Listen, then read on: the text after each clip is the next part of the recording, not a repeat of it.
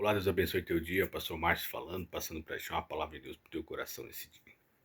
João capítulo 21 fala sobre a pesca de Pedro e os discípulos, né? Mas no versículo 6, ele recebe uma palavra de Deus.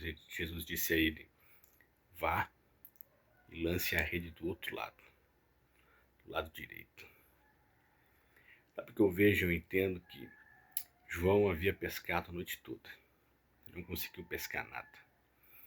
Ficou no mar a noite toda e não conseguiu pescar.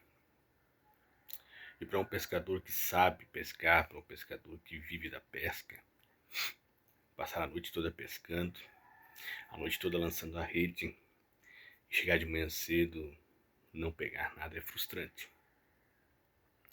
Mas quando ele volta para o mar, quando ele volta para a areia, Jesus diz a ele: volte e lance a rede do outro lado, do lado direito.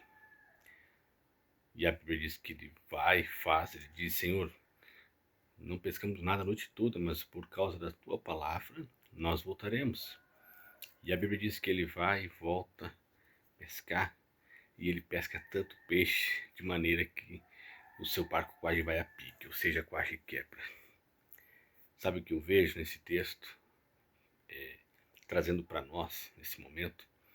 É que muitas das vezes nos falta apenas ouvir uma palavra, ouvir uma direção.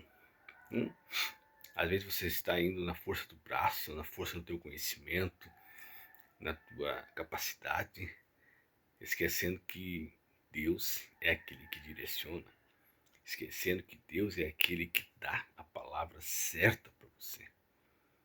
Então quem sabe você esteja a noite toda pescando e está voltando para casa com o barco vazio.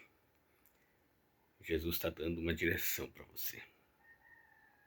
Volte pelo mesmo caminho, mas olhe para o outro lado. Isso é interessante, porque às vezes nós vamos por um caminho, nós não olhamos para os lados, nós não percebemos as coisas mudando, acontecendo, gerando, criando no caminho. E Jesus diz: volta ao mar.